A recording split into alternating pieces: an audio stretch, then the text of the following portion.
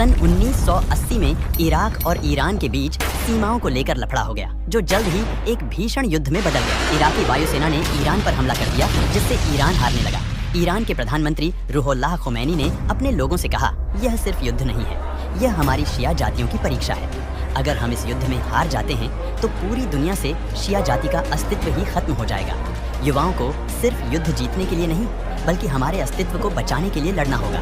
इसके बाद ईरान में 15 साल का युवा भी सैनिक बन गया और जमकर युद्ध लड़ने लगा। इराक के पास पैसे कम पड़ने लगे तो सऊदी ने $40 बिलियन और कुवैत ने $14 बिलियन दिए। 2 साल बाद इराक के पास पैसे खत्म होने लगे तो इराक ने युद्ध विराम की घोषणा की। ईरान के कब्जे वाले इलाकों को वापस कर दिया। लेकिन कुछ दिनों बाद ईरान ने इराक के सबसे बड़े तेल के कुएं अलबत्ता पर मिसाइल डाल दी, जिससे पूरा अलबत्ता ध्वस्त हो गया। इराक आग बबूला हो गया। उसने भी ईरान के तेल क्षेत्रों को ध्वस्त कर दिया, जिससे युद्ध फिर से शुरू हो गया। इन दोनों के युद्ध से पूरी दुनिया में तेल के दाम आसमान छूने लगे। फिर अमेरिका ने दोनों देशों को समझाते हुए कहा, हथियार छोड़ो, आप लोगों के युद्ध से पूरी दुनिया में तेल की कमी हो गई है, यह युद्ध खत्म हो गया। लेकिन कुवैत ने इराक से कहा, मेरा पैसा वापस करो। इराक ने कहा, मैंने तुमसे उधार थोड़ी ना मांगा था। कुवैत ने कहा, 14 नहीं तो 10 बिलियन दे दो। इराक ने कहा, 9 बिलियन दूंगा, चाहिए तो लो वरना भाड़ में जाओ। सिर्फ $1 बिलियन की वजह से यह संधि टूट गई। इसके बाद कुवैत ने इराक की सीमा पर खड्डा किया और लगा तेल चुराने। इराक ने कहा, तुम्हें जितना तेल चाहिए मुझसे ले लो, पर चोरी मत करो। लेकिन कुवैत नहीं माना। सद्दाम हुसैन का माथा ठनका और उसने अपने प्रधानमंत्री का तख्ता पलट कर दिया। इसके बाद कुवैत पर हमला बोल दिया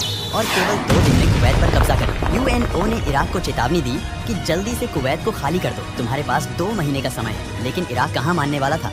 UNO ने इराक पर हमला करने का आदेश जारी कर दिया। 34 देशों ने मिलकर इराक पर हमला कर दिया। दिन रात बमबारी करके इराक को तबाह कर दिया। सद्दाम हुसैन को समझ आ गया कि अब कुवैत हाथ से जाने वाला है। तब सद्दाम ने कुवैत के सारे तेल के कुओं को आग लगा दी और उनके किनारे माइंस बिछा दी। माइंस के डर से कोई तेल के क्षेत्र में जाता ही नहीं था। कुवैत का पूरा तेल जलकर राख हो गया। आखिरकार अमेरिका ने कुवैत को आजाद करा लिया और इराक से चला गया। लेकिन अब सद्दाम हुसैन तेल की कीमत तय करने लगा और कहा कि तेल अब डॉलर में नहीं, यूरो में बिकेगा। अमेरिका का डॉलर कमजोर होने लगा। यह अमेरिका को बर्दाश्त नहीं हुआ। इराक में कुर्द एक जाति है। अमेरिका ने कुर्दों को हथियार देना शुरू कर दिया। करीब 12 साल बाद कुर्द और शिया मिलकर सद्दाम हुसैन के खिलाफ बगावत करने लगे। कुर्दों की मदद करने के लिए अमेरिका फिर से इराक आया। सद्दाम हुसैन को गुफा में छिपना पड़ा। अमेरिका ने सद्दाम को पकड़ लिया और कुर्दों के हवाले कर दिया। कुर्दों ने सद्दाम हुसैन को फांसी दे दी। अमेरिका ने कुर्दों से कहा, अब तो सुन्नी लोग तुम्हें जिंदा नहीं छोड़ेंगे, क्या तुम इराक के प्रधानमंत्री बनोगे? कुर्दों ने कहा, बिल्कुल बनेंगे। अमेरिका ने शर्त रखी कि तेल का आधा हिस्सा मुझे चाहिए। कुर्दों ने मंजूरी दे दी। अमेरिका ने कुर्द को इराक का प्रधानमंत्री बना दिया और अमेरिका में तेल का आधा हिस्सा जाने लगा। अब इराक में कुर्दों के खिलाफ नफरत बढ़ने लगी। सुन्नियों ने कुर्दों को मारना शुरू किया। कुर्दों ने सुन्नियों को और सुन्नियों ने शिया,